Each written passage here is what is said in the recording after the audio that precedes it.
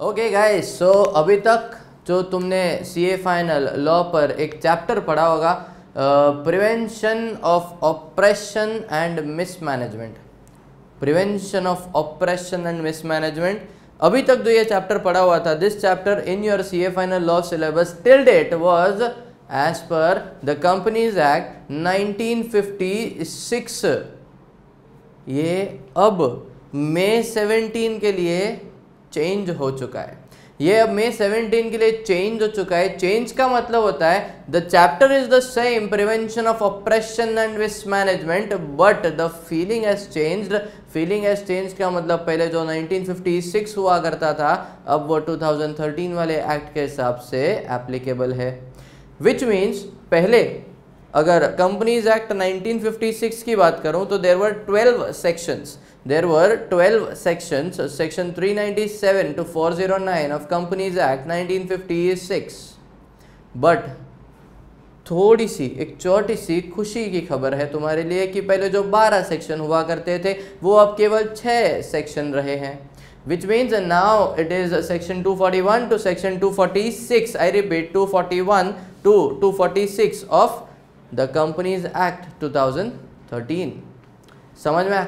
छोटी सी खुशी की खबर ये कि 12 सेक्शन थे, अब कम होकर के 6 सेक्शन हो गए।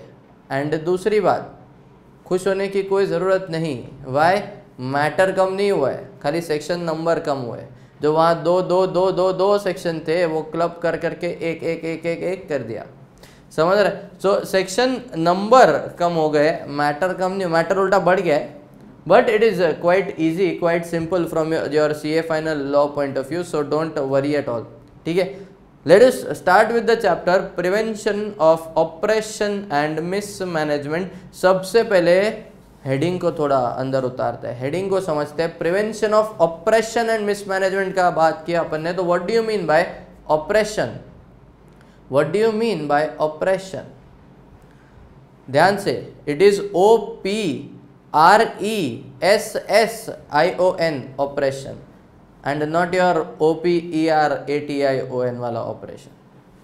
समझ रहे हैं? इट इज OPRESSION वाला ऑपरेशन। अब ये क्या होता है? ऑपरेशन मीनिंग, इसका अर्थ कोई समझ, अगर थोड़ा सा भी अगर आइडिया हो ऑपरेशन क्या होता है, मैं डिक्शनरी मीनिंग बताता हूँ। Dictionary meaning of oppression means to do any harsh act. Dictionary meaning बोलता है to do any harsh act, मतलब किसी के साथ कुछ गलत करना। It is similar to suppression, किसी को दबा के रखना। मतलब ये कैसे होता है पता है? अपन कंपनीज एक्ट पढ़ रहे, since we are doing the companies act, let us do it from companies act point of view. किसी को दबा के रखना, सप्रेस करना, इसका मतलब होता है कंपनी में शेयर होल्डर्स का किसी का मेजॉरिटी होता है, किसी का माइनॉरिटी होता है। जब मेजॉरिटी माइनॉरिटी को दबाता है, जब मेजॉरिटी इंटेंशनली माइनॉरिटी को दबाता है कुछ इस तरह से कि इसका इम्पैक्ट में भी prejudicial to the interest of the company, to the interest of such minority, to the interest of anybody else related to the company, this is known as oppression. समझ में आ रहा है? मतलब ऑपरेशन का मतलब समझो ध्यान से। इट मीन्स कुछ तो गलत होना एंड जिसके ऊपर गलत हो रहा है ही फील्स कुछ गलत हो रहा है, जिसके ऊपर गलत हो रहा है ही फील्स कुछ गलत हो रहा है। एंड अगर कंपनी में ऐसे ही गलत होता रहा तो फिर तो वाइंडिंग अप अट्रैक्ट हो जाएगा, because it is justifiable, it is equitable कि अगर मेरी कंपनी में मेरे ऊपर कुछ गलत हो रहा है तो मैं तो कंपनी बंद करवा के रहूँगा बॉस। क्यों? हम भी तो ओनर है, सवाल ही नहीं। समझ में आ रहा है? सो अब बात करते हैं ऑपरेशन के साथ मिसमैनेजमेंट जो एक कंसेप्ट आता है। What do you mean by mismanagement? Mismanagement का मतलब तो मिसमैनेजमेंट मतलब management not being in a proper way. हाँ, तो लेकिन इसका कंपनीज एक्ट से क्या कनेक्शन है? समझो, मिसमैनेजमेंट के लिए बोला हुआ है। कोई भी मिसमैनेजमेंट का मतलब you can claim mismanagement under the companies act 2013 जब ध्यान से, जब कंपनी में कुछ ऐसा हुआ है, या होने वाला है, ऑलरेडी काफ़ी टाइम से होते आ रहा है, कुछ ऐसा हुआ है, होने वाला है या होते आ रहा है which is going to impact the company. कोई ऐसा चेंज बोर्ड ऑफ डायरेक्टर्स में चेंज होने वाला है, शेयर होल्डर्स में चेंज होने वाला है। समझ में आ रहा है? बोर्ड ऑफ डायरेक्टर्स में चेंज होने वाला है, शेयर होल्डर्स में चेंज होने वाला है। अब ऐसा कोई चेंज अगर हो गया, सिंपल लैंग्वेज में बोलूँ, मैनेजमेंट में चेंज होने वाला है या ओनरशिप में चेंज होने वाला है, और ये चेंज अगर मटीरियलाइज हुआ, if this change materialises, it will bring a change in the ownership और management of the company, which if bought, which change if bought, company की बैंड बच जाएगी। We have reasons to believe company में mismanagement हो जाएगा। ऐसे कैसे reasons to believe? अरे सबूत है मेरे पास। क्या सबूत है? एक एग्जांपल लेते हैं अपन, एक एग्जांपल लेते हैं। फॉर एग्जांपल, मैं हूँ एक्स लिमिटेड, मेरे साथ एक वाई लिमिटेड, ठीक है। अब वाई लिमिटेड ने बोला I am going to absorb X limited, acquisition करूंगा मैं एक्स लिमिटेड का। वाई लिमिटेड मेरी एक्स लिमिटेड का एब्जॉर्प्शन, एक्विजिशन करने वाला है। तो मेरी एक्स लिमिटेड के जो शेयर होल्डर्स है वो भी बन जाएंगे अब तो सारे वाई लिमिटेड के शेयर होल्डर्स। समझ में आ रहा है? मेरी एक्स लिमिटेड के शेयर होल्डर्स अब बन जाएंगे सारे वाई लिमिटेड के शेयर होल्डर्स। वाई लिमिटेड पे जो बोर्ड ऑफ डायरेक्टर्स में लोग बैठते हैं वो बन जाएंगे मेरी कंपनी का मैनेजमेंट, मेरी कंपनी के board of directors. And x limited का शेयर होल्डर होने के नाते मैंने इंक्वायरी की, इन्वेस्टिगेट किया, तब मुझे पता चला अगर ये चेंज इन द मैनेजमेंट हुआ तो एक्स लिमिटेड की बैंड बच जाएगी, शेयर होल्डर्स के हित में, इंटरेस्ट में नहीं होगा। मेरे पास सबूत है, आज तक वाई लिमिटेड जहाँ जहाँ गया है वो कंपनी डूबा है। वाई लिमिटेड ने जिस जिस कंपनी पे हाथ रखा है वो कंपनी डूबा है। उस कंपनी ने नॉन कंप्लायंसेस के अलावा कुछ नहीं किया। ये मैनेजमेंट ही गलत है। समझ में आ रहा है?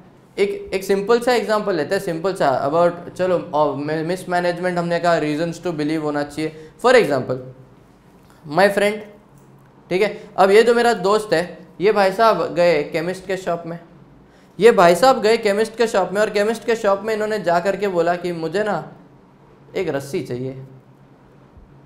तो बोले रस्सी क्यों? वो केमिस्ट में नहीं मिलेगी। तो बोले तो जहर की बोतल दे दो। तो बोले कौन सा जहर? बोले चूहे मारने का जहर दे दो। बोले ठीक है, चूहे मारने का जहर लिया। ऐसे ही आउट ऑफ क्यूरियोसिटी केमिस्ट वाले ने पूछा, आप पहले रस्सी मांग रहे थे, फिर आपने चूहे मांगने का जहर मांगा, आप करने क्या वाले हो? आप पहले रस्सी से चूहा पकड़ने वाले थे? बोले नहीं, ये चूहे मारने का जहर मुझे पीना है, मुझे किसी को पिलाना है। किसको पिलाना है कोई दुश्मनी निकालनी है। अब ये केमिस्ट क्या करेगा? Will he wait for me to go and पिलाफाई दैट जहर and then make a police complaint, या फिर अभी के अभी सबसे पहले मेरे पास से ये बॉटल वापस ले लेगा, या अभी के अभी ये मिसमैनेजमेंट मैं करूँ उससे पहले वो पुलिस कंप्लेंट कर देगा। लॉजिकली मिसमैनेजमेंट हुआ नहीं है, होने वाला है, कुछ गलत होने वाला है एंड वो नहीं हो, इसीलिए आज हम प्रिकॉशंस ले रहे हैं। समझ में आ रहा है? अब कंपनी में किसी माइनॉरिटी के ऊपर कोई ऑपरेशन हो रहा है या किसी के ऊपर मिसमैनेजमेंट हो रहा है, किसी के ऊपर ऑपरेशन हो रहा है या मिसमैनेजमेंट हो रहा है, तो उसको प्रिवेंट करना है। एंड अगर उसको प्रिवेंट करना है तो एप्लीकेबल हो जाएगा section 241 to 246 of the companies act 2013। आराम से समझते ये सेक्शन क्या बोलते हैं। सेक्शन 241 पे पहले आते हैं, पहला सेक्शन है 241 क्या बोलता है, ध्यान से समझो। 241 बोलता है एप्लीकेशन देना है भाई, एप्लीकेशन देना है फॉर, ध्यान से, एप्लीकेशन देना है फॉर ऑपरेशन और मिसमैनेजमेंट, ठीक है। एप्लीकेशन देना है फॉर ऑपरेशन और मिसमैनेजमेंट, तो कौन देगा?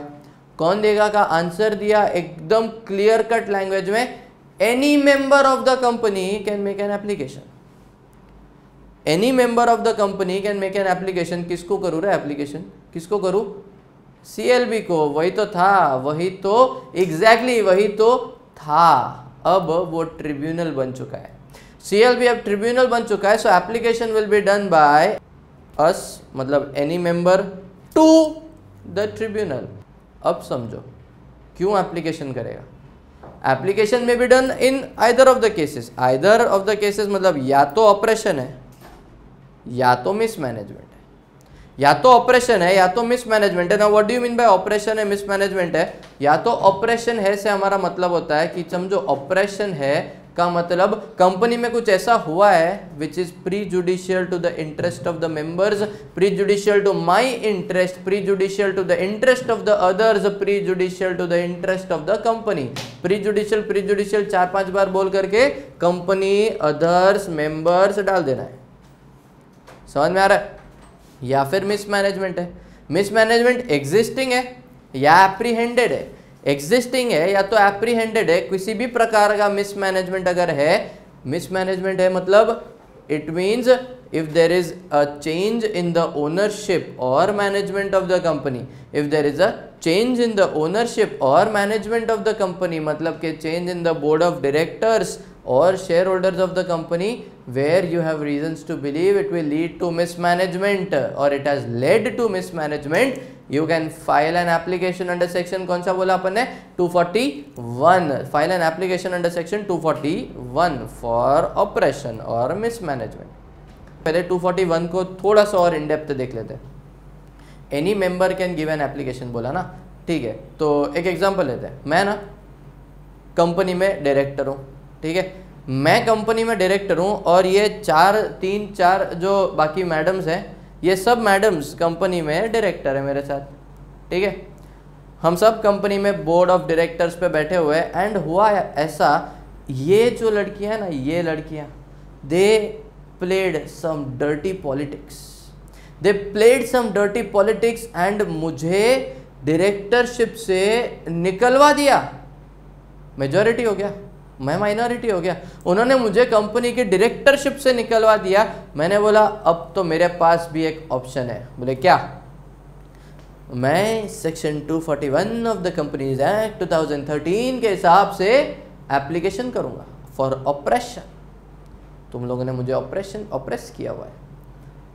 तो हंसने लगे मेरे पे। मैं समझ में नहीं आया क्यों। मैं गया एप्लीकेशन ले करके ट्रिब्यूनल के पास। ट्रिब्यूनल ने बोला भाई तेरा एप्लीकेशन तुझे मुबारक। मैं बोला क्यों? बोले पहले लॉ पढ़ के आओ। बोला क्या लिखा है लॉ में? Any member can make an application for operation mismanagement. बोला हाँ, तो तेरे ऊपर ऑपरेशन हुआ है तू बोल रहा है? बोला हाँ हुआ है। क्या ऑपरेशन हुआ है? इन लोगों ने ये जो 3-4 लड़कियां हैं, इन लोगों ने पॉलिटिक्स खेला।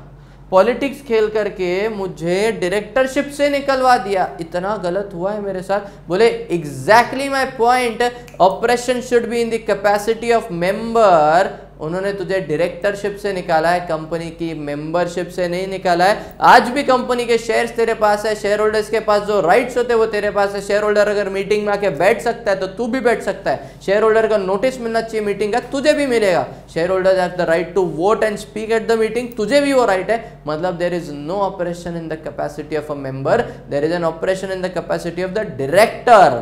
241 में कवर होता है? नहीं, यू कैन नॉट अप्लाई। समझ में? 241 में एक गर्मा गर्म नया पॉइंट आया हुआ है विच सेज अगर सेंट्रल गवर्नमेंट को, papa of the corporate law, CG को अगर ऐसा लगता है ना कि भाई इस कंपनी में कुछ गलत हो रहा है, कुछ ऐसा हो रहा है विच इज प्री जुडिशियल, ध्यान से, कुछ ऐसा हो रहा है which is prejudicial to the interest of the company, which is prejudicial to public interest, central government के पास भी एप्लीकेशन करने का पावर अब है अंडर सेक्शन 241। समझ में आया? ओके। 241 में मेन 2 पॉइंट देगा। 241 में 2 पॉइंट देगा। एप्लीकेशन, एप्लीकेशन कौन करेगा टू द ट्रिब्यूनल? या तो मेंबर करेगा या तो सीजी करेगा। मेंबर क्यों करेगा? क्योंकि उसको ऑपरेशन लग रहा है या मिसमैनेजमेंट लग रहा है। सीजी क्यों करेगा? उसको भी लग रहा है कि कंपनी में कुछ मिसमैनेजमेंट, ऑपरेशन ऐसा कुछ है which is prejudicial to public interest, जो नहीं होना चाहिए, इसलिए सीजी बोलता है मैं एप्लीकेशन करेगा। समझा?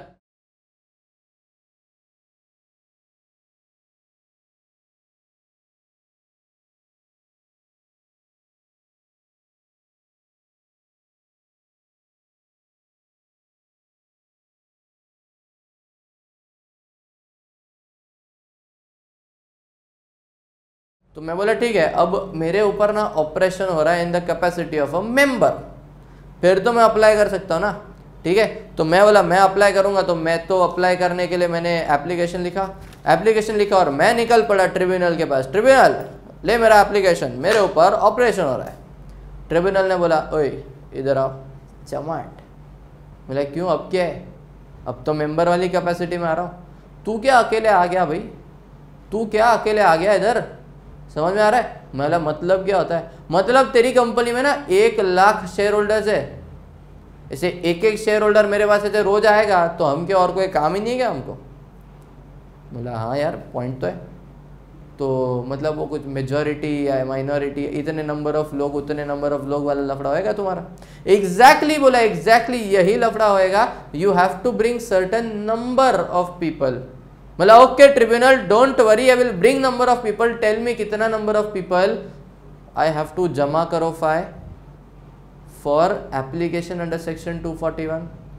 ध्यान से सुनना, ट्रिब्यूनल ने बोला for application to be made under section 241, for an application to be made under section 241, ध्यान से, minimum number of people required to give an application specified under section 244।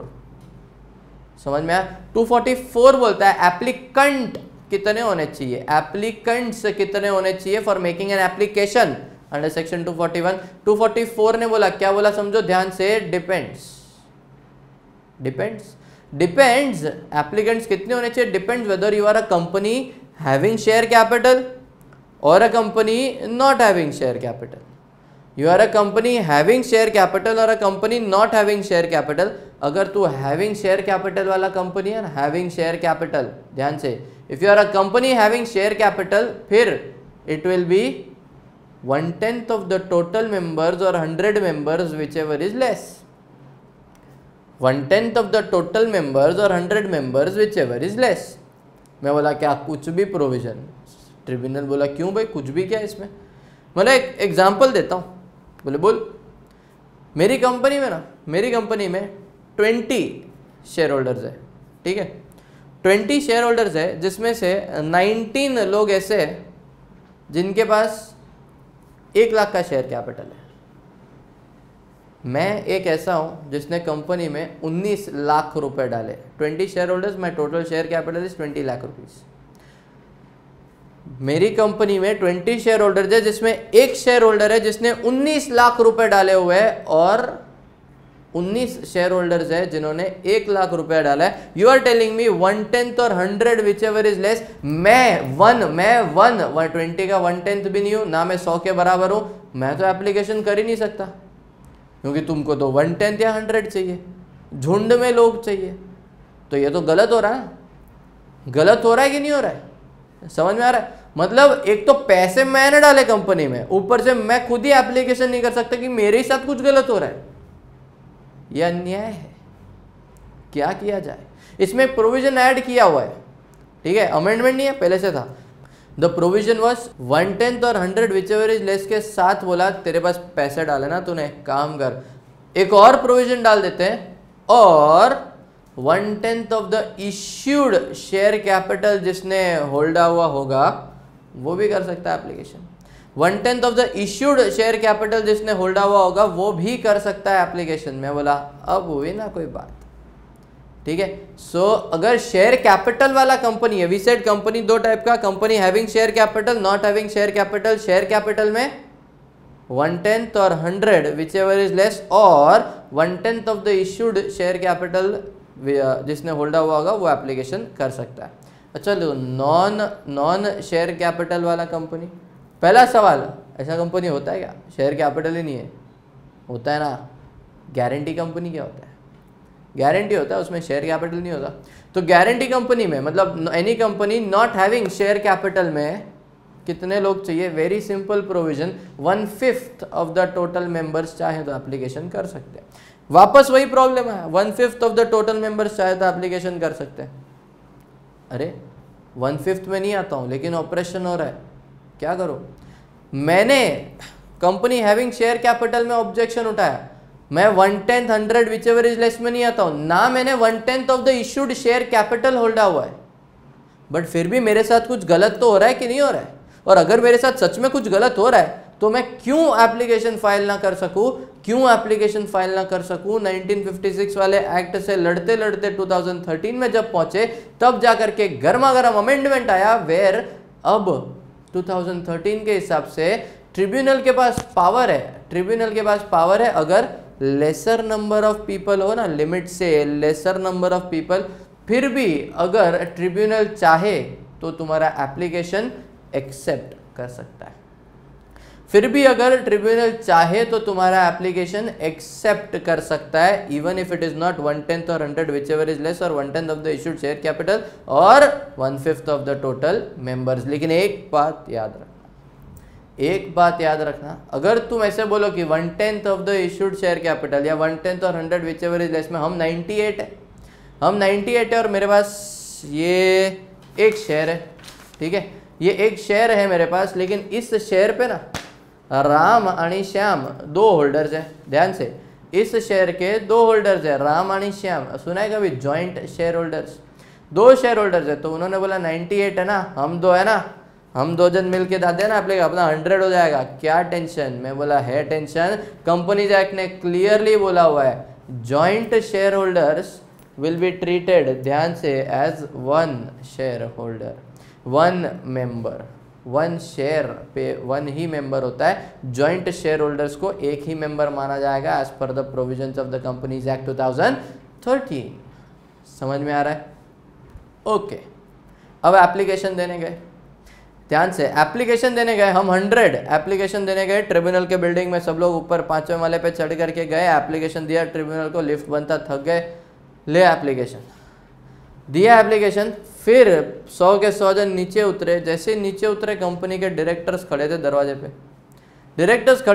पे, बोले बाजूला गिरे, 2-3 जन को साइड पे लिया, खर्चा पानी दिया, बेचारे हाथ टूटा, किसी का पैर, किसी का मुंह, एंड देन वो वापस ऊपर गए 5वें माले पे भागते भागते, हमको एप्लीकेशन नहीं देना है, हमको इस कंपनी से कोई तकलीफ नहीं है, और हम 3 जन भी अगर मना करें मतलब 100 के नीचे जाता है, मतलब 97 हो जाएगा, मतलब tribunal now you can not accept the application, we are withdrawing the application. कर सकते हैं या नहीं कर सकते? द सिंपल क्वेश्चन, ये कर सकते हैं या नहीं कर सकते? लॉजिक तो मना करता है, गलत किया, चल गलत नहीं किया, एक दूसरा एग्जांपल लेते हैं, गलत नहीं किया, मैं 100 में था, ऊपर गया, एप्लीकेशन दिया, नीचे आया, नीचे आते मैंने अपने शेयर्स किसी को बेच दिए, मैं और अपने 2 दोस्त, हम तीनों जो थे, हमने अपने शेयर्स किसी को बेच दिए। जिनको हमने बेचे उनको पूछा क्या आपको ऑपरेशन जैसा कुछ फीलिंग आ रहा है? बोले नहीं, हमको तो कोई तकलीफ नहीं है। बोले ओ शिट, इस शेयर के इस बलबूते पर तो मैंने एप्लीकेशन दिए, अब ये शेयर तो तुम्हारे हाथ में, और तुम तो बोलते हो तुमको कोई तकलीफ ही नहीं है। लफड़ा हो जाएगा, वापस 100 के नीचे आ जाएगा नंबर। क्या किया जाए? तो क्या किया जाए के लिए हमने बोला बेच दिए, उनको प्रॉब्लम नहीं है, 100 के नीचे हो गए। एक्ट ने बोला देख भाई, either of the case, English में बोल रहा हूँ, ध्यान से समझो। एक्ट ने बोला the validity of the application shall be checked at the time of application. है वापस, the validity of the application shall be checked at the time of application. इसका मतलब होता है जब एप्लीकेशन दिया तब वैलिड था, जब एप्लीकेशन दिया तब अगर वैलिड था, बात खत्म दोस्त।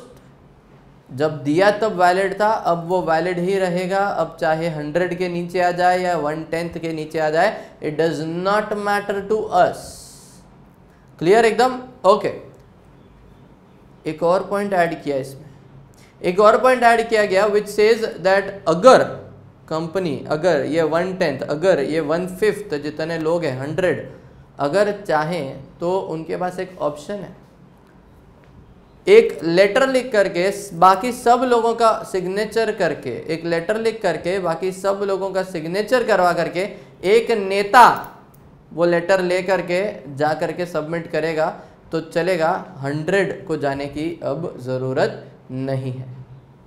समझ में आया? You just need an NOC सबका सिग्नेचर ले करके कोई भी एक बंदा जा करके एप्लीकेशन सबमिट करके आएगा तो चाल से चलेगा। समझ में आ रहा है?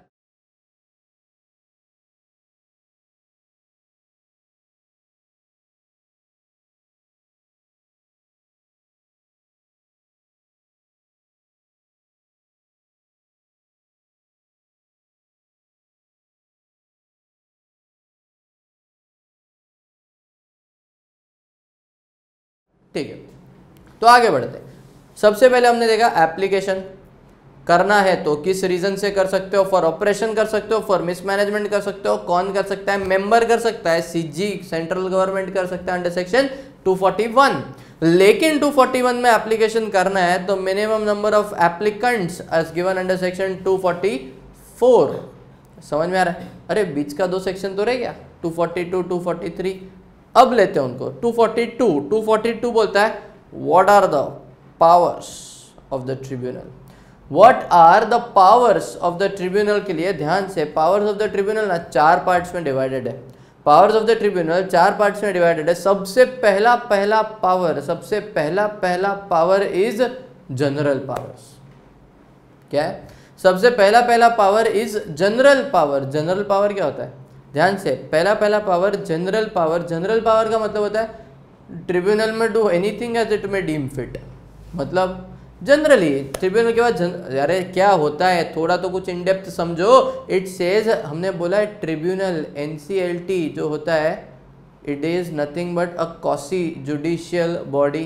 अ क्वासी जुडिशियल बॉडी का मतलब जुडिशियल बॉडी कोर्ट नहीं है ये, लेकिन कोर्ट जैसा फीलिंग लाता है। बरोबर, ये कोर्ट नहीं है लेकिन कोर्ट जैसा फीलिंग लाता है। दैट इज वाई जो कोर्ट के पास पावर्स है वो इसके पास भी पावर्स है। मतलब समझो जनरल पावर्स में it has powers as tribunal may deem fit, जैसे कि it has the power to summon attendance, it has the power to Gita पे हाथ रख के वेरीफाई, एग्जामिनेशन ऑन ओथ। समझ में आ रहा है? कोर्ट के पास ये पावर्स है, समन करना है, इंस्पेक्शन इंक्वायरी किसी पर्टिकुलर चीज़ का करना है, तो यही पावर्स ट्रिब्यूनल के पास भी तो है। समझा? इसके बाद आते हैं कुछ और, जैसे कि इंटरिम ऑर्डर पास करने का ये क्या होता है?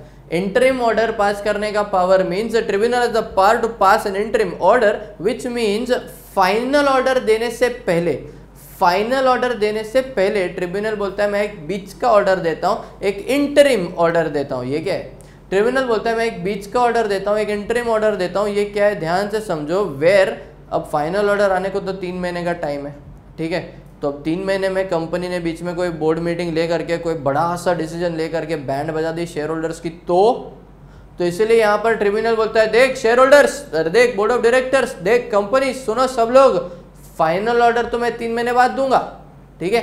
लेकिन वो फाइनल ऑर्डर देने से पहले आज एक इंटरिम ऑर्डर देता हूँ। मतलब आज बीच में एक ऑर्डर देता हूँ, कंपनी में कोई भी रेजोल्यूशन पास नहीं किया जाएगा विदाउट माय अप्रूवल जब तक मेरा फाइनल ऑर्डर नहीं आता। इंग्लिश में prior approval of the tribunal is required for passing any resolution. समझ में आ रहा है? दिस में be an interim order. Interim order जैसे स्टे ऑफ सूट्स, जितने भी केसेस चल रहे हैं स्टे ऑर्डर, इंटरिम ऑर्डर हो गया। इसके बाद एक और पावर है which says there is a power to alter the AOA MOA of the company. Tribunal के पास पावर है कंपनी को बोलने का, कंपनी तेरे आर्टिकल्स और मेमोरेंडम के हिसाब से तूने काम किया है, तेरे आर्टिकल्स और मेमोरेंडम के हिसाब से तूने काम किया है, लेकिन तेरे आर्टिकल्स और मेमोरेंडम ही गलत है, तो तूने काम किया वो भी तो गलत हो गया। एक काम कर, ऑल्टर कर दे। एक काम कर, तेरे इन आर्टिकल्स, तेरे इस मेमोरेंडम को ऑल्टर कर दे, जैसे हम कहते हैं तुमने किया तो ठीक, नहीं किया ना तो tribunal will itself come and make alterations in your AOA MOA। Tribunal खुद आकर के तुम्हारे AOA MOA में ऑल्टरेशन करेगा, एंड जो ऑल्टरेशंस ट्रिब्यूनल ने किए हैं it will be deemed as if they were done by the company itself. Tribunal ने कुछ नहीं किया भाई, it will be deemed as if they were done by the company itself. Tribunal ने कुछ भी नहीं किया है। समझ में आया? फोर्थ पावर की बात करते हैं। फोर्थ से पहले पिछले 3 एक बार फटाफट। तो सबसे पहला था जनरल पावर्स, फिर हमने देखा इंटरिम ऑर्डर पास करने का पावर, फिर हमने देखा ऑल्टरेशन ऑफ AOA MOA का power. Now let's go to the fourth power that the tribunal has. The fourth power, very clearly, fourth power is specific powers of the tribunal. General हो गए, अब कुछ specific पे आते हैं. कुछ specific powers जो एक ट्रिब्यूनल के पास है. कौन से स्पेसिफिक पावर्स? स्पेसिफिक पावर्स में एक लिस्ट है जो हमें याद रखना है. What is the list about? एक लिस्ट याद रखना है स्पेसिफिक पावर्स में. द लिस्ट इज सफर रको. सफर रको मतलब SAFAR RACO. SAFARRACO सफर रको. फुल फॉर्म बताता हूँ. सबसे पहले एस पे आता है. एस का मतलब होता है tribunal has the powers with respect to the share holding of the company. Relating to the share holding of the company, tribunal चाहे तो कंपनी की शेयर होल्डिंग को चेंज कर सकता है, ऑल्टर करवा सकता है, अपने हिसाब से मैनिपुलेट करवा सकता है. क्यों ऐसा? फॉर एग्जाम्पल मेरी कंपनी में ना दो टाइप के शेयर होल्डर्स है. एक देखो, एक ये वाले और एक ये वाले. ठीक है. अब ये वाले जो है ये बहुत ज़्यादा है, ये बहुत ज़्यादा है. ये 51% शेयर होल्डिंग है इनके पास. और ये वाले जो है ना ये बहुत कम है. इनके पास 51%, इनके पास 49% शेयर होल्डिंग है. समझा? अब हमको कंपनी में कोई भी रेजोल्यूशन पास अगर करना है, हमको अगर कंपनी में कोई भी रेजोल्यूशन पास करना है, हमेशा मेरे ये वाले शेयर होल्डर से जीत जाते हैं बिकॉज 51% है उनके पास. वो जानबूझ के इनके अगेंस्ट ही रेजोल्यूशन पास करवाते हैं.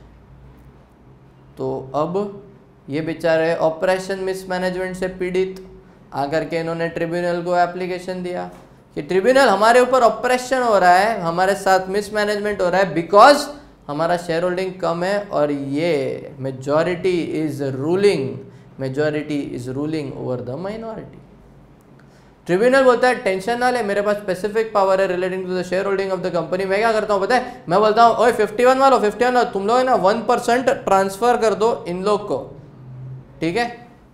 अब ये लोग बोले ओए ट्रिब्यूनल, हमने अपने खून पसीने की मेहनत से एक एक शेयर जमा किया है, खून पसीने की मेहनत से एक एक शेयर उठाया. तू बोलेगा तो क्या ट्रांसफर कर देंगे हम? ऐसे थोड़ी ट्रांसफर किया जाता है शेयर. हम ओनर्स है, ओनर्स. ट्रिब्यूनल ने बोला मुझे पता था तुम यही कहोगे, इसलिए एक दूसरा ऑप्शन निकाला है. कंपनी को बोला कंपनी नया इश्यू कर, थोड़े फ्रेश इश्यू शेयर्स कर, प्रोराटा बेसिस पे जितने 1% इनके पास है ना एक्स्ट्रा, इक्विवेलेंट प्रोपोर्शन में इनको इश्यू कर. खाली ये 49 वालों को इश्यू करेगा तू, जिससे होगा क्या, ये 49 जब बढ़ेगा और ये 51 ऑटोमेटिक कम होएगा. They will be at par at 50-50. Now pass the resolution survival of the fittest. समझ में आया? दूसरा पावर होता है, सबसे पहला तो शेयर होल्डिंग देखा एस, फिर आता है A for affairs of the company. Tribunal has the power to interfere into the day to day affairs of the company. Tribunal has the power, क्या पावर है उसके पास? To interfere into the day to day affairs of the company. And ये day to day affairs में interfere करने के बाद, ध्यान से, डे टू डे अफेयर्स में इंटरफियर करने के बाद उन अफेयर्स को चेंज करना, मैनिपुलेट करना, ऑल्टर करना, कुछ ऐड करना, कुछ डिलीट करना, सारे पावर्स है ट्रिब्यूनल के पास. समझा? एस हो गया, ए हो गया. फिर एफ पे आता है. एफ का मतलब होता है फ्रॉडुलेंट प्रेफरेंस. फ्रॉडुलेंट प्रेफरेंस का मतलब क्या होता है? फ्रॉडुलेंट प्रेफरेंस में एज अ ट्रिब्यूनल मेरा क्या काम है? देखना सब बराबर काम कर रहे हैं कि नहीं. तो एज अ कंपनी तेरा क्या काम है? As a company it is your responsibility to ensure that सारे शेयर होल्डर्स एक समान. लेकिन तू अगर over and above a particular share holder किसी और को फ्रॉडुलेंटली एक्स्ट्रा प्रेफरेंस दे करके काम करेगा अगर, तो गलत हो गया ना. तो ये केस में ट्रिब्यूनल एक्शन तो लेगा. तो ये केस में तो ट्रिब्यूनल एक्शन लेगा, मतलब होता है ये केस में ट्रिब्यूनल एक्शन तो लेगा. फ्रॉडुलेंट प्रेफरेंस के केस में it can set aside, it can modify, it can alter that particular agreement that the company has done. समझ में आया? एस हो गया, ए हो गया, एफ हो गया. अब ए पे आते हैं. अब दूसरा ए क्या है? नाउ दिस दूसरा A is with respect to the it is agreements by the company. Company के जो अग्रीमेंट्स है वो दो टाइप के हो सकते हैं. एक कंपनी के डायरेक्टर्स के साथ, एक किसी भी और बंदे के साथ, हम थर्ड पार्टी मान लेते हैं. कंपनी के जो अग्रीमेंट्स है दो टाइप के हो सकते हैं, किसी डायरेक्टर के साथ, किसी थर्ड पार्टी के साथ. ध्यान से समझो यहाँ पर क्या बोला है. अगर कंपनी ने अपने डायरेक्टर या उस थर्ड पार्टी के साथ कोई ऐसा अग्रीमेंट किया है which is prejudicial to public interest और the interest of the company और अदर्स और anybody, the tribunal has the power to set aside और modify such an agreement. Set aside, modify और टर्मिनेट सच एन अग्रीमेंट, ये power है tribunal के पास। मतलब ऐसा कौन सा अग्रीमेंट हो सकता है? फॉर एग्जाम्पल, एक एग्जाम्पल है, डेयरी मिल्क खाया होगा। अब डेयरी मिल्क जो था 5 रुपये वाला, ठीक है, अब वो 5 रुपये वाला जो डेयरी मिल्क आता है, कंपनी के एमडी ने बोला मैं ना एक आइडिया देता हूँ, लेकिन मैं अगर कंपनी में ये आइडिया देता हूँ तो मुझे कुछ मिलना चाहिए, प्रॉफिट कंपनी कमाएगा तो मुझे प्रॉफिट बेस्ड कमीशन दो। बोले ठीक है, मांगो। एक काम करिए, 5 रुपये का डेयरी मिल्क है जिसमें हम 4 क्यूब्स देते हैं, ठीक है, 4 क्यूब जो आता है, क्यों ना उसको तोड़ दिया जाए और 1 रुपये में बेचा जाए।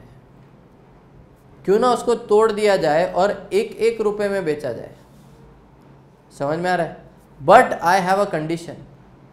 बोले क्या? अगर इसको तोड़ करके तुम छोटी छोटी क्वांटिटी में बेचोगे तो नेचुरली ज्यादा बिकेगा, but for every such cube sold मुझे 1 रुपया मिलना चाहिए। कंपनी टेंशन में, बिकेगा तो सही। कैडबरी शॉर्ट्स आया, शॉर्ट्स इज व्हाट, 2 रुपये में बिकने लगा। समझ में आ रहा है? एग्जाम्पल इज नॉट रेलेवेंट, वो कोइंसिडेंस है। मेरा किसी भी पर्टिकुलर आदमी या किसी भी पर्टिकुलर प्रोडक्ट के साथ अपने एग्जाम्पल का कोई भी रेलेवेंस आता है, it is purely fictitious and coincidental. हमारा उसके साथ कोई रिलेशन नहीं है, मैं खाली यहाँ पर एग्जाम्पल समझा रहा हूँ, ठीक है, डिस्क्लेमर समझो। तो अब द पॉइंट इज 2 रुपये में बेचना पड़ेगा कंपनी को, क्योंकि 1 रुपया तो कॉस्ट होगा और 1 रुपया कंपनी ने, वो डायरेक्टर ने बोला मेरा आइडिया है तो मेरे को मिलना चाहिए।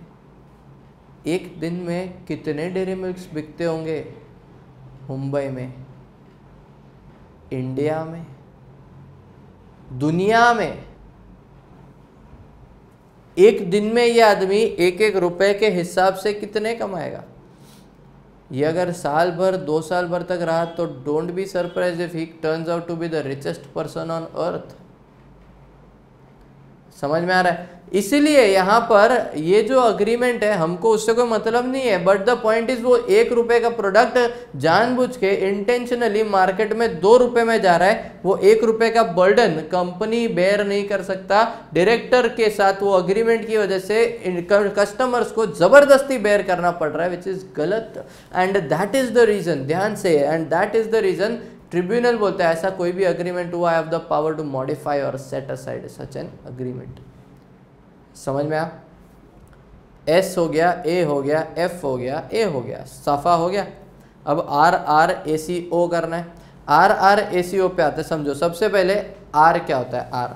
आर का मतलब होता है रिमूवल ऑफ द डायरेक्टर। अच्छा, ट्रिब्यूनल रिमूव कर सकता है किसी डायरेक्टर को? Yes, why not. ट्रिब्यूनल अगर चाहे तो किसी डायरेक्टर का रिमूवल कर सकता है, अगर उसके पास रीजंस है कि ये बंदा फ्रॉड है तो ट्रिब्यूनल उसका रिमूवल भी कर सकता है। अब अगर ट्रिब्यूनल, ध्यान से समझो, अगर रिमूवल करता है, अगर ट्रिब्यूनल अब किसी का इस तरह से रिमूवल करता है तो ऐसे केस में ध्यान से ट्रिब्यूनल में also fix a manner for appointment of another MD, manager, director in the company. समझ में आ रहा है? और इतना ही नहीं, ये तो सफर हुआ, ऐसे एफ ए आर, रक्को का आर जो है, आर बोलता है recovery of any undue gains from the director.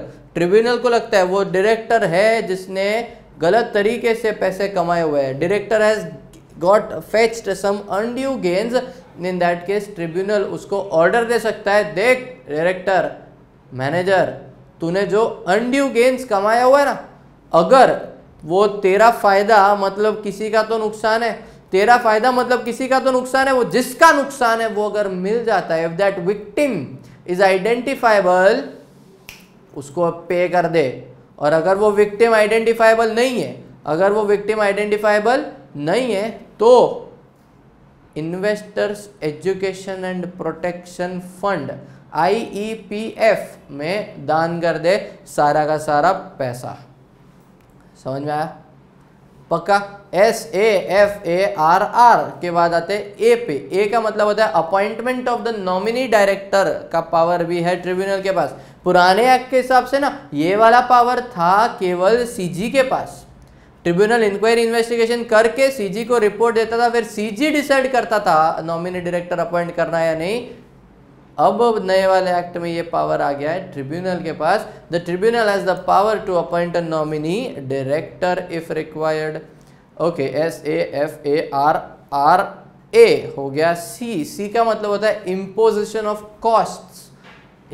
CG अगर ट्रिब्यूनल अगर चाहे तो it has the power to impose costs on certain person, certain party to the appeal. And last जो है ओ तो मतलब हर स्टूडेंट का फेवरेट ही होता है, क्योंकि स्टूडेंट को एग्जाम में और कुछ आए ना आए ओ तो आता ही है, which is any other order as tribunal may feel just and equitable. As tribunal may feel just and equitable वो अदर ऑर्डर भी पास कर सकता है। लेकिन एक बात याद रखना, अगर ट्रिब्यूनल ने ये चारों में से कोई भी टाइप का ऑर्डर पास किया है, अगर ट्रिब्यूनल ने ये चारों में से कोई भी टाइप का ऑर्डर पास किया है, for example AOA MOA alter करने का पावर अगर उसने पास किया, अगर ट्रिब्यूनल ने ये वाला ऑर्डर पास किया, इसका मतलब हुआ कि ROC के पास पहले से AOA MOA था और अब जो ऑल्टरेशन वाला चेंज्ड AOA MOA है वो भी तो ROC को देना पड़ेगा। दैट इज वाई एक कॉमन में क्लॉज डाल दिया, एनी, ध्यान से, any order passed by the tribunal, any alteration made because of the order of the tribunal, it shall be submitted to the ROC within a period of 30 days from the date of order. It shall be submitted to ROC within a period of 30 days from the date of order. That is your 242 powers of the tribunal. That is your 242 powers of the tribunal.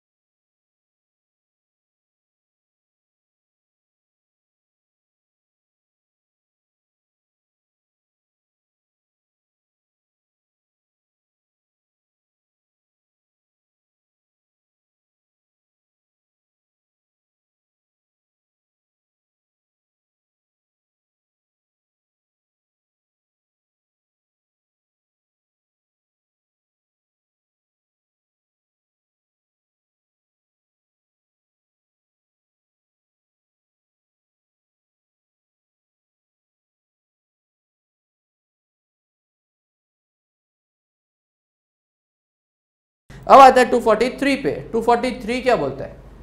Simple सा section है 243। 243 बोलता है, देख 242 में जो powers दिए ना, tribunal के पास मॉडिफाई करने का पावर है, अग्रीमेंट्स चेंज करने का, टर्मिनेट करने का, सेट असाइड करने का पावर है। अगर ट्रिब्यूनल ये पावर्स को एक्सरसाइज करता है तो इसका कॉन्सिक्वेंसेस क्या होगा? सबसे पहले कॉन्सिक्वेंसेस समझते हैं। दो सब सेक्शन में पढ़ना है ये सेक्शन। सबसे पहला सब सेक्शन बोलता है कॉन्सिक्वेंसेस क्या होगा के लिए।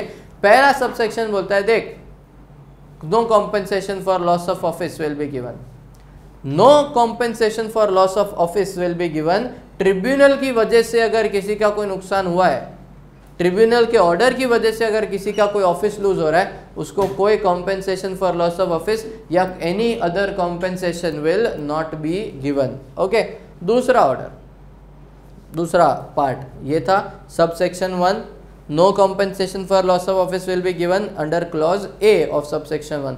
अब आते हैं क्लॉज बी पे। क्लॉज बी बोलता है, जिस एमडी मैनेजर डायरेक्टर को, ध्यान से, जिस एमडी मैनेजर डायरेक्टर को ट्रिब्यूनल ने निकाल फेंका है, जिस एमडी मैनेजर डायरेक्टर को ट्रिब्यूनल ने निकाल फेंका है, that person is not eligible to be reappointed in such company for a period of 5 years। लेकिन अगर जेन्युइनली वो कंपनी में सीन ऐसा है कि उस बंदे के अलावा ना कंपनी चल ही नहीं सकता। तो ऐसे केस में ट्रिब्यूनल को बोला है कि ट्रिब्यूनल अगर तेरे को ऐसा लगे ना आफ्टर रिमूवल, अगर तुझे ऐसा लगे यार ये आदमी ना अपॉइंट कर देते हैं, 5 साल भले खत्म नहीं हुआ बट उसको परमिशन दे देते हैं, बन जा तू MD manager director, in that case tribunal को बोला देख इतना सॉफ्ट कॉर्नर सॉफ्ट हार्ट नहीं रखने का, तेरे को रखना है ठीक है, प्लस सेंट्रल गवर्नमेंट अप्रूवल ले तू पहले। ट्रिब्यूनल तू सीजी का तुझे अगर अपॉइंट करना है तो सीजी का अप्रूवल ले, तू जब सीजी का अप्रूवल लेगा उसके बाद हम तुझे अलाउ करेंगे, तू जा करके उसको अपॉइंट कर सकता है before completion of 5 years।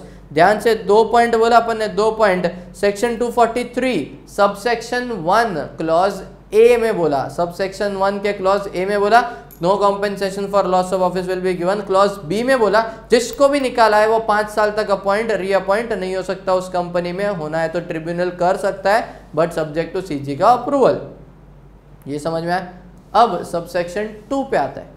Subsection 2 तो एकदम सिंपल है, समझो सबसेक्शन 2 इज वेरी सिंपल। ध्यान से सबसेक्शन 2 बोलता है अगर, ध्यान से सबसेक्शन 2 बोलता है अगर तुम्हें वो 5 साल के अंदर अपॉइंट नहीं करने बोला था ना, फिर भी अगर तुमने अपॉइंट कर दिया, 243 सबसेक्शन 2 बोलता है penalty for contravention of section 243 subsection 1 clause B. Clause B का पेनल्टी क्या लगेगा समझो, स्क्रीन पे देखो, the penalty is on your screen. The penalty is the MD manager और every director in default shall be liable to a fine up to ₹5 lakhs or imprisonment up to 6 months or both.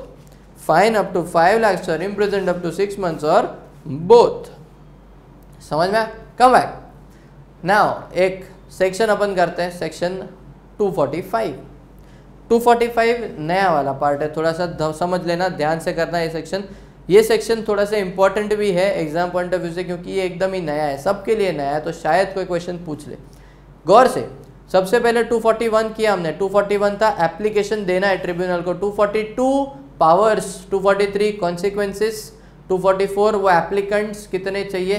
Now 245 which says class action suits, class action suits की बात कर रहे हैं। 245 talks about class action suits. ठीक है, class action suits. Class action suits का मतलब होता है हम जो बंदे एप्लीकेशन कर रहे हैं ना, हमको ऐसा लग रहा है हमारे ऊपर ऑपरेशन मिसमैनेजमेंट नहीं हो रहा है, ठीक है, ऑपरेशन मिसमैनेजमेंट नहीं हो रहा है, लेकिन ना कुछ तो गलत हो रहा है, कुछ तो गलत हो रहा है, तो हमको कंपनी के खिलाफ केस फाइल करना है। ठीक है, तो क्लास एक्शन सूट्स का मतलब, सूट्स का मतलब होता है case, we are filing an action, we are filing a case, but it is a class action का मतलब होता है मैं अकेला जाकर के बोलूं, अगर जेन्युइन भी हुआ तो भी एक्सेप्ट नहीं किया जाएगा। You need a class to take an action, you need a class और classes of people to take such an action. Okay, so class action suits file करने के लिए झुंड में लोग जाएंगे तब हो सकता है, इंडिविजुअली नहीं हो सकता, झुंड में लोग जाएंगे तब हो सकता है। तो कितने लोग चाहिए के लिए बोला है, 2 टाइप के लोग हैं,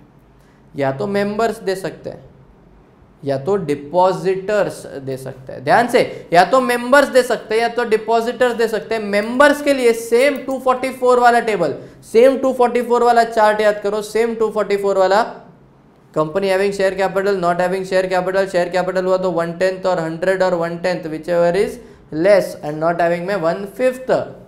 डिपॉजिटर्स के लिए condition is same. What is the condition, ध्यान से, कंडीशन इज सेम, 100 डिपॉजिटर्स और 1/10 of the total depositors whichever is less, और certain percentage of deposits held as may be prescribed, उतने लोग जाकर के क्लास एक्शन सूट फाइल कर सकते हैं।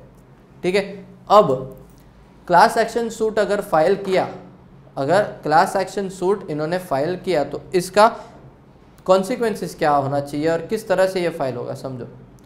अगर जो 1/10 या 100 नंबर ऑफ पीपल हमने बोले, if such number of people have filed a class action suit, तो इसका इम्पैक्ट किस तरह से आएगा, इसका इम्पैक्ट कुछ ऐसे आएगा, दे में request, they may require the tribunal to pass the following orders.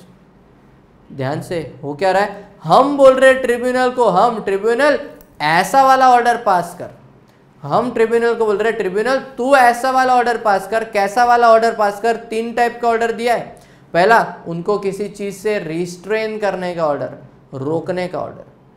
दूसरा, क्लेम डैमेज करने का ऑर्डर, डैमेजेस क्लेम करने का ऑर्डर। तीसरा, ट्रिब्यूनल जो पास करना है कर, मतलब any other order as a tribunal may deem fit. समझा?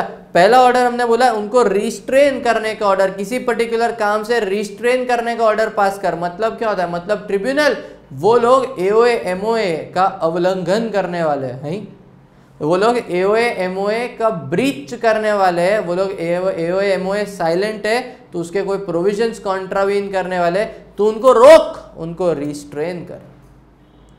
ट्रिब्यूनल वो लोग किसी लॉ, किसी प्रोविजन ऑफ द लॉ का ब्रीच करने वाले, कॉन्ट्रावेंशन करने वाले, उनको रोक, उनको रिस्ट्रेन कर। ट्रिब्यूनल हमने शेयर होल्डर्स ने कोई रेजोल्यूशन पास किया था, शेयर होल्डर ने कोई रेजोल्यूशन पास किया था जो हमने बोला कि हमको ये पर्टिकुलर बंदा नहीं चाहिए या ये पर्टिकुलर कॉन्ट्रैक्ट नहीं चाहिए। We had rejected such a resolution and company अब अपने पावर यूज करके वही रेजोल्यूशन पास करने जा रहा है, उनको रोक, उनको रिस्ट्रेन कर। ये था रिस्ट्रेन करने का। इसी तरह से दूसरा मैंने बोला डैमेजेस क्लेम करने के लिए। डैमेजेस क्लेम करने के लिए, टू क्लेम द डैमेजेस, मतलब मैं ट्रिब्यूनल को बताऊं, ट्रिब्यूनल कंपनी की वजह से, उसके ऑडिटर्स की वजह से, उसके जो एक्सपर्ट्स प्रोफेशनल्स थे उनकी वजह से हमको नुकसान हुआ है एज शेयर होल्डर्स और डिपॉजिटर्स। कंपनी की वजह से, उसके ऑडिटर्स की वजह से, ऑडिटर्स के ऑडिट रिपोर्ट की वजह से, या एक्सपर्ट्स के एक्सपर्ट ओपिनियन की वजह से हमको as depositors, as members of the company नुकसान हुआ है। We want to claim the damages from such persons. हमको डैमेजेस क्लेम करना है, हमको डैमेजेस दिलाओ। समझ में आ रहा है? तीसरा order as tribunal may deem fit, any other order as tribunal may deem fit, ऐसा ऑर्डर भी तुम पास करवा सकते हो। लेकिन ये कोई भी ऑर्डर, ध्यान से, ये कोई भी ऑर्डर जो तुम पास करवा रहे हो, ये तुम्हारे फेवर में ऑर्डर देने से पहले ट्रिब्यूनल का भी तो कुछ रिस्पॉन्सिबिलिटी बनता है। ट्रिब्यूनल का रिस्पॉन्सिबिलिटी वेरी सिंपल है। ट्रिब्यूनल हैज टू इंश्योर कि देख भाई जो लोग एप्लीकेशन दे रहे हैं ना, सबसे पहले तो वो एप्लीकेशन गुड फेथ में आ रहा है। ट्रिब्यूनल का रिस्पॉन्सिबिलिटी एकदम सिंपल दिया हुआ है कि जो लोग एप्लीकेशन दे रहे हैं वो एप्लीकेशन एकदम गुड फेथ में आ रहा है उस मेंबर या उस डिपॉजिटर के पास से। ठीक है? दूसरा, मैंने एप्लीकेशन दिया 1/10 और 100 बोला, मैं 1/10 में आता हूँ, मैंने एप्लीकेशन दिया, ट्रिब्यूनल को बोला ट्रिब्यूनल ये एप्लीकेशन जो 1/10 की तरफ से क्लास एक्शन सूट का आ रहा है ना, एक्सेप्ट करने के पहले बाकी जो 9/10 बचे हुए ना, उन 9/10 का व्यूज चेक कर लेना, उन 9/10 का व्यूज चेक कर लेना। उनको क्या लगता है? क्या उनको भी लगता है ये एप्लीकेशन सही है, या सबको लगता है कि यार ये 1/10 वाले लोग पागल है, वो लोग हमेशा ऐसे ही करते हैं? Check the views of such other persons. Tribunal को बोला ट्रिब्यूनल इतना ही नहीं, मेंबर्स, डायरेक्टर्स या फिर जो जिनके अगेंस्ट ऑडिटर्स के ऊपर अगर कंप्लेंट हुआ है, उनके अलावा और किसी का कोई इन्वॉल्वमेंट हो तो वो भी तू वेरीफाई कर। उनके अलावा और किसी का अगर कोई इन्वॉल्वमेंट हो तो ट्रिब्यूनल तू वो भी वेरीफाई करना, वो भी वेरीफाई करने के बाद तू ऑर्डर पास करेगा। समझ में आ रहा? ठीक है। और अगर ट्रिब्यूनल, अगर एक और चीज का ख्याल रखना, अगर ये पर्टिकुलर एक्शन एप्रीहेंडेड है या ऑलरेडी हो चुका है, क्लास एक्शन सूट किस वजह से फाइल हुआ है, कुछ गलत होने वाला है या ऑलरेडी हो चुका है। अगर ऑलरेडी हो चुका है तो चेक करना whether it can be ratified, और अगर होने वाला है तो चेक करना whether it can be authorised. और अगर ऑथोराइज नहीं होता है, ऐसे ही वो कर लेंगे, तो क्या सब्सिक्वेंटली वो रैटिफाई हो सकता है क्या? ये सब कुछ चेक करने के बाद, ध्यान से, ये सब कुछ चेक करने के बाद तू डिसाइड करना whether you want to accept the application or not. ये तो डिसाइड करना whether you want to accept an application or. लेकिन ट्रिब्यूनल, एक बार अगर वो एप्लीकेशन को एक्सेप्ट कर लिया ना, याद रखना, you must serve a public notice, you must serve a public notice, क्योंकि ये तो 1/10 और 100 जिन्होंने फाइल किया, और ट्रिब्यूनल तुम दोनों को पता है, बाकी लोगों को तो पता ही नहीं है। You must serve a public notice of receipt of such a class action suit, and ऐसे किसी भी jurisdiction में 2 class action suits of the same nature है तो वो इधर ही लेके आओ। 2 class action suits of the same nature shall not be entertained, वो क्लब करके एक ही जगह से काम, उस एक ही जगह से वर्डिक्ट दिया जाएगा। समझ रहा है। And then whatever order is passed, जिसका भी नुकसान हुआ है, whatever order is passed, जिसका भी नुकसान हुआ है, the cost shall be deferred. Deferred मतलब कौन बेयर करेगा, द खर्चा, द पेनल्टी कौन बेयर करेगा, it shall be deferred by या तो कंपनी या the auditor or the such person who was in default, officer who was found in default, जिसका भी लायबिलिटी आता है that person will be bearing the cost, the penalty that is levied. समझ में आया। एंड याद रखना क्लास एक्शन सूट्स वाले केस में बहुत क्लियरली बोला हुआ है, the order of the tribunal is final and binding. The order of the tribunal is final and binding का मतलब तुमको अगर पसंद नहीं आता तुम आगे अपील अपील अपील इसमें नहीं खेल सकते। समझ में आ रहा है। This section is not applicable to a banking company. This section मतलब कौन सा है, 245 की बात हो रही है। It is not applicable to a banking company. Class action suits is not applicable to a banking company.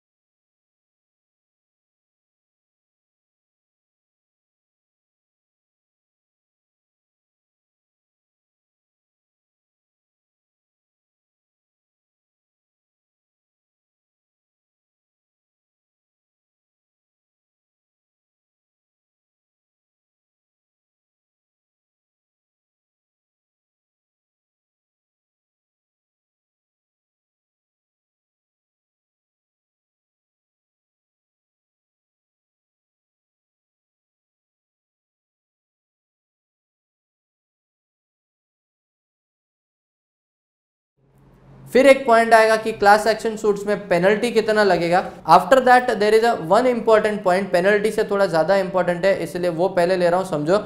Application filed to the tribunal के लिए बोला है। Application filed to the tribunal, दो इंग्लिश में वर्ड्स यूज हुए, it is not rather even English, दो words use हुए, एक फ्रिवोलस दूसरा वेक्सेशियस। दो वर्ड्स यूज हुए, एक फ्रिवोलस दूसरा वेक्सेशियस। फ्रिवोलस वेक्सेशियस का मतलब होता है कुछ भी टाइम पास के लिए तूने अगर एप्लीकेशन दिया ना, वे चल टाइम अपन क्लास एक्शन सूट फाइल करते हो उसके खिलाफ, अगर कोई ढंग का ठोस रीज़न नहीं हुआ, बस एवे ही तुमने किसी बंदे का गुडविल खराब करने के लिए कोई क्लास एक्शन सूट फाइल किया है, तो ऐसे केस में ध्यान से, तो ऐसे वाले केस में ट्रिब्यूनल क्या करेगा पता है, सबसे पहले तो तेरा एप्लीकेशन खारिज करेगा, दूसरा तुम्हारे ऊपर पेनल्टी मारेगा मानहानि का दावा। पता है मानहानि का दावा, मानहानि का दावा का मतलब ट्रिब्यूनल तुमको बोलेगा ओए तुम्हारी वजह से इस कंपनी पे या उस पर्टिकुलर कंपनी के पर्टिकुलर ऑडिटर या मेंबर का इज्जत खतरे में आया, के ऊपर रिस्क ऑफ गुडविल खतरे में आया, और तुम्हारा तो फ्रिवोलस या वेक्सेशियस नेचर का एप्लीकेशन था। मैक्सिमम 1 लाख रुपीज तक का मानहानि दावा ठोक सकता है वो तुम पे। ट्रिब्यूनल तुमको बोल सकता है मैक्सिमम 1 लाख रुपीज तक का पैसा तुम उनको पे करोगे, एंड ट्रिब्यूनल तुम्हारा एप्लीकेशन रिजेक्ट करेगा वो अलग। हाँ ऑब्वियसली ट्रिब्यूनल रीजंस देगा in writing, but application reject करेगा वो अलग। समझ में आ रहा है।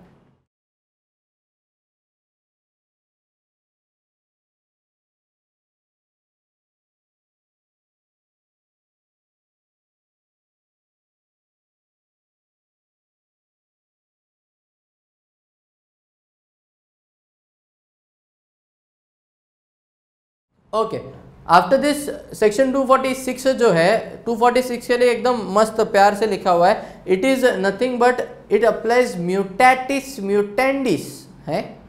सेक्शन 246 अप्लाइज म्यूटेटिस म्यूटेंडिस मतलब as it is, it applies mutatis mutandis मतलब एज इट इज, मतलब सेक्शन 337, 38, 39, 340, 341 ये वाइंडिंग अप के सेक्शंस है।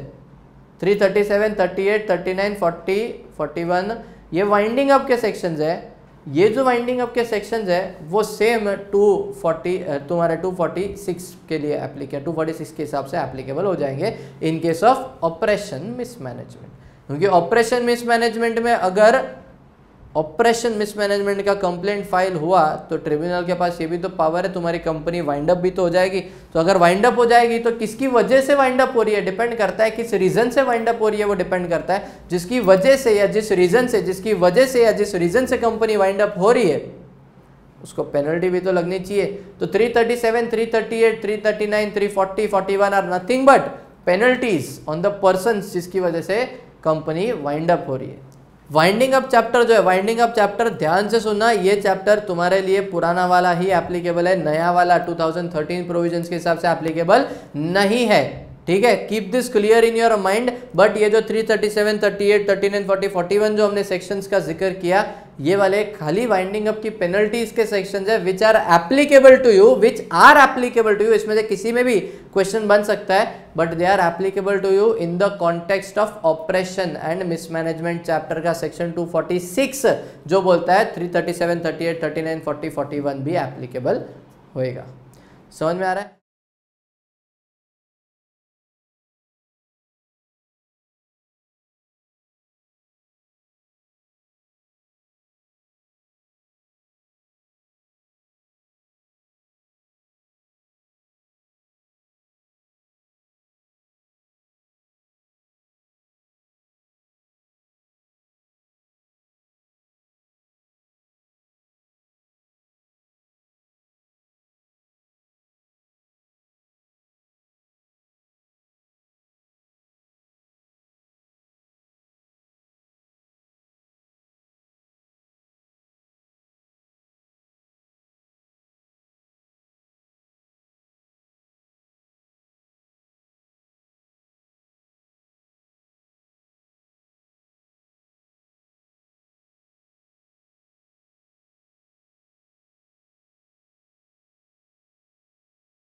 That is the end of your prevention of oppression and mismanagement as per the provisions of Companies Act 2013.